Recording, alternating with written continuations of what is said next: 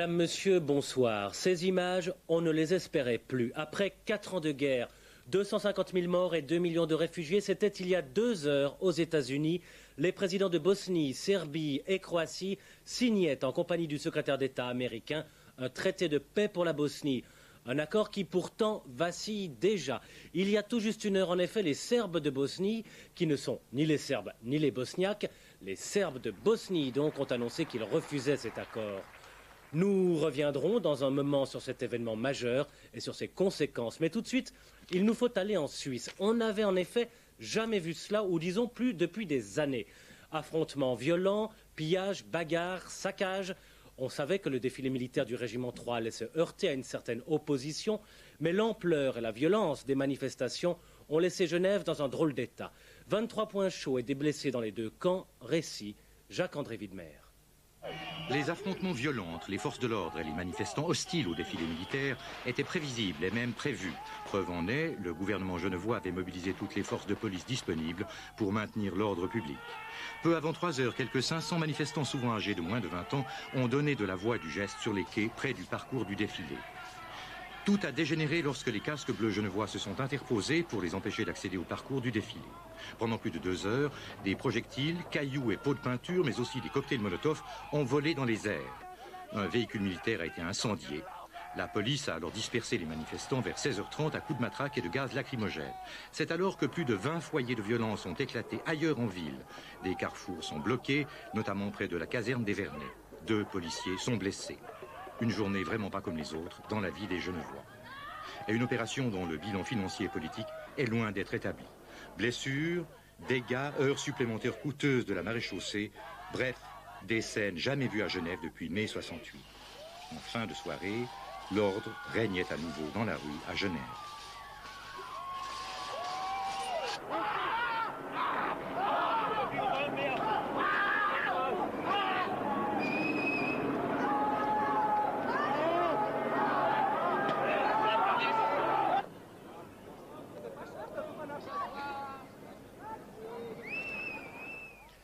Indifférente à tout ce brouhaha, la troupe a défilé sur les quais en présence des autorités genevoises presque au complet. Provocation d'après les opposants, acte patriotique selon ses organisateurs. Ce défilé, on en parlait depuis des mois, alors regardons-le. Reportage Isabelle Moncada. La tribune officielle est restée à l'abri des incidents. Au départ du défilé, sur la place de Traînant, près de Genève-Plage, notables, militaires et spectateurs affichaient leur bonne humeur. Comment vas-tu? Excusez-moi, mais vous voyez quand je le vois. Je peux vous demander, monsieur, pourquoi vous êtes venu? Oui, pourquoi? Parce que je suis militariste, nationaliste, je suis tout ce que vous voulez. Alors je viens voir notre armée défiler. C'est tout ce que j'ai à dire. Moi, c'est pareil. Merci. Je suis ici en simple citoyenne et comme patriote, parce que je sais qu'on a une patrie qui mérite d'être défendue. 2 super pumas ont survolé le défilé des 1700 hommes de ce régiment 3 qui comprend notamment le fameux bataillon aéroport 1 qui ouvrait la marche. Le défilé lui-même s'est déroulé quasiment sans incident. En dehors de quelques manifestants qui se sont couchés devant les chars et qui ont immédiatement été évacués par la police, la plupart des spectateurs présents, concentrés sur la démonstration militaire, n'ont même pas remarqué les échauffourées qui ont émaillé l'après-midi et qui ont opposé les forces de police aux manifestants et aux casseurs. L'autre cortège annoncé en ville, celui du groupe pour une Suisse sans armée, devait être pacifique. Il l'a été au début. Vite débordé par des casseurs venus, semble-t-il, de l'extérieur de Genève, le cortège a dégénéré et ici aussi la police a dû donner l'assaut. Le 9 novembre 1932, l'armée suisse avait tiré sans sommation sur le peuple à Genève. 13 morts, 65 blessés. Le groupement pour une Suisse sans armée avait donc voulu honorer aujourd'hui la mémoire des victimes. Cela devait tenir lieu de contre-manifestation. Les casseurs, qui étaient une minorité, ont tapé sur les gens, ont tapé sur les manifestants, ont lancé des gaz lacrymogènes, et cela juste à côté d'une école où se trouvaient des petits-enfants. Donc c'est quelque chose personnellement que je ne peux pas accepter non plus. En principe, les groupes hostiles à l'armée auraient dû organiser leur propre manifestation à l'écart du défilé. Voilà. Moi, je suis venu pacifiquement. Les policiers qui étaient là pour nous empêcher d'avancer ont été agressifs. J'ai vu, dans mon appareil photo, là, j'ai une fille qui s'est fait bastonner par au moins 10 flics en même temps, quoi. Elle était par terre et ils lui donnaient des coups. C'est pas normal, quoi. Moi, je suis fasciste, c'est normal. Et quand des flics se font lancer des pavés sur la tronche, est-ce que c'est pas un petit peu trop leur demander de rester calme? Bah, écoutez, qui sème le vent récolte la tempête. Ramseyer, c'est le nom du chef du département de justice et police, responsable de l'ordre public. On vous le montrait en début de journal, les présidents de la Serbie, de la Croatie et de la Bosnie ont enfin signé un traité de paix. Mais les Serbes de Bosnie se sentent lâchés par Belgrade. Du coup, ce soir, la situation est un peu confuse. Le traité est juridiquement valable, reste à savoir si tout le monde le respectera vraiment. Que contient donc cet accord? On écoute Jean-Philippe Chalère. Voici la nouvelle carte de la Bosnie, après 4 ans de guerre et 250 000 morts. Avec 51% pour les croato-musulmans en jaune et 49% pour les Serbes, l'accord de Dayton, c'est d'abord le partage de la Bosnie en 2 entités décidées à Genève. D'un côté, la fédération croato-musulmane agrandie au canon cet été. De l'autre, la République serbe de Bosnie, inféodée à Belgrade. Avec une autorité très faible pour le gouvernement collégial central. Pas d'armée commune, les troupes des anciens belligérants seront séparées d'au moins 4 kilomètres. Déjà décidé à Genève, des élections libres et le retour des réfugiés sont prévus avec l'immense casse-tête du retour de 3 millions de personnes. Enfin, les principaux dirigeants des Serbes de Bosnie sont écartés de toute fonction. Pour Radovan Karadzic, c'est bientôt l'heure du repentir. Mais rien ne dit toutefois que le président des Serbes de Bosnie et le général Mladic seront déférés devant le tribunal de La Haye, un tribunal qui les a inculpés de crimes contre l'humanité pour le massacre de Srebrenica. Évidemment, ce traité appelle de nombreuses remarques. Vous l'avez compris, c'est le point de départ d'un processus nouveau. Un élément important, c'est que Sarajevo reste la capitale de la Bosnie aux grandes dames des Serbes. Mais de Sarajevo, je vous propose d'écouter Kemal Muftić, un conseiller du président Izetbegović, au téléphone avec Catherine Kamerman du téléjournal. Il est resté, disons, très prudent. Je suis bien sûr favorable à la paix. J'ai eu tout à l'heure une communication avec le président Izetbegović. Donc notre délégation a accepté ce document. Nous allons voir ce qu'il y a dedans. Et donc il nous reste à attendre. Est-ce que vous croyez à la fin de la guerre? Pas si vite que ça. Il faut être réaliste. Je pense que la guerre peut être terminée, mais c'est pas la croyance à la fin de la guerre, ou pas, c'est d'avoir la confiance à ce qui est la volonté politique qui est de l'autre côté, surtout du côté de la communauté internationale qui a fait cette proposition. Je reste bien sûr prudent et vigilant aussi. Un accord global sera signé en décembre à Paris. Voilà qui fera bien plaisir à Jacques Chirac, dont la politique nucléaire lui vaut les difficultés qu'on sait. Ce soir, on apprend que la France a effectué un nouvel essai atomique dans l'atoll de Mururoa. C'est le 4e tir d'une série prévue de 6. En Israël, comme prévu, le nouveau Premier ministre, Shimon Peres, dirigera aussi la défense.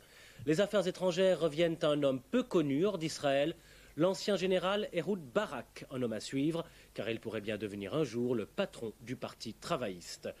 D'autres nouvelles internationales avec Jeanne Lovis. Comme au plus grand jour des révoltes d'étudiants, ils ont répondu en masse à Paris et en province pour réclamer davantage d'argent, davantage de locaux et 6000 postes d'enseignants supplémentaires. Ces étudiants demandent aussi une nouvelle loi d'orientation pour l'université. Face à cette contestation, le gouvernement a promis de dévoiler un plan d'urgence.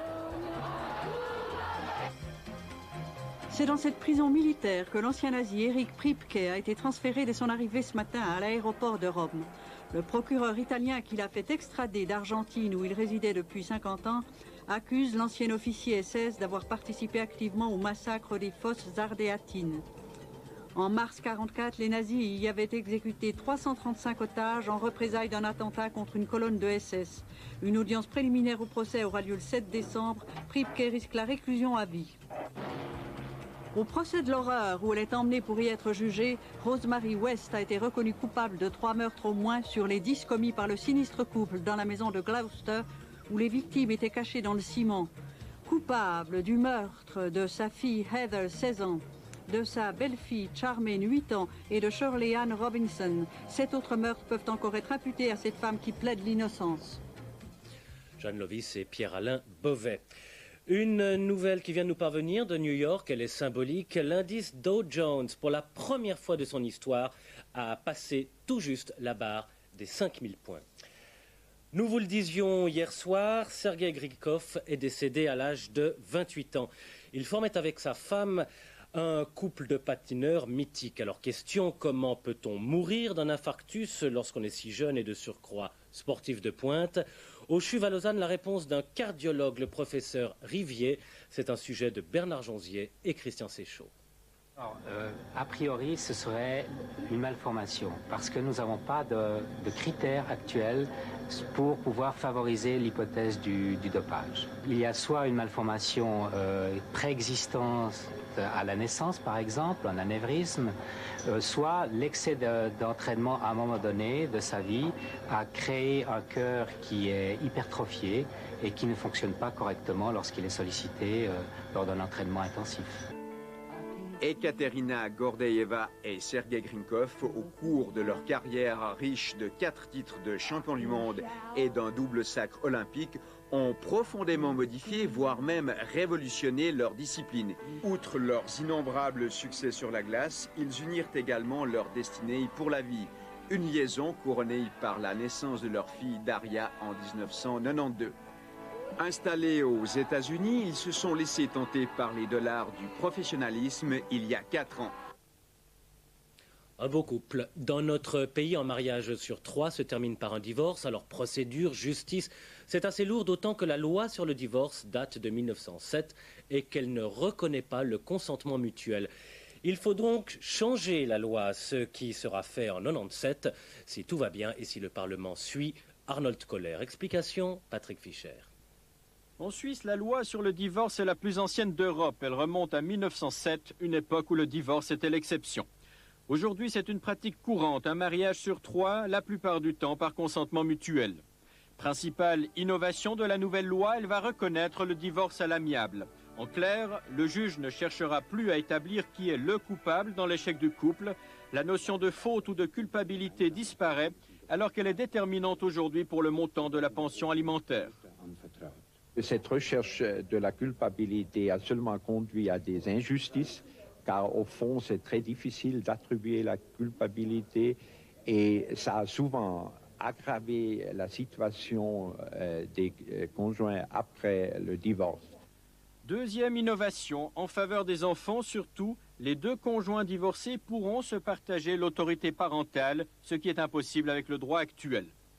Troisième nouveauté, elle est surtout favorable aux femmes, c'est le partage du 2e pilier. Les fonds qui sont acquis durant les années de mariage seront partagés par moitié au moment du divorce. Aujourd'hui encore, la femme qui s'occupe du ménage et des enfants perd son droit à la caisse de retraite. Une information de votre télévision. Claude Smadja, directeur de l'information, nous a annoncé aujourd'hui sa démission. Il retourne à la direction du World Economic Forum qu'il avait quitté il y a 3 ans. Un coup d'œil à la météo. Demain, quelques nuages sont à craindre dans l'après-midi et même des précipitations le long du Jura. Jeudi, en revanche, nous retrouverons un temps meilleur et même vendredi, une belle journée. Pour le week-end, il est encore trop tôt pour être précis, mais les informations de Météo Suisse ne sont pas très engageantes. Voilà, ce journal est terminé. Merci de l'avoir suivi. Dans un instant, sur la TSR, la vie en face, les réfugiés de l'environnement. Passez une excellente nuit et à demain.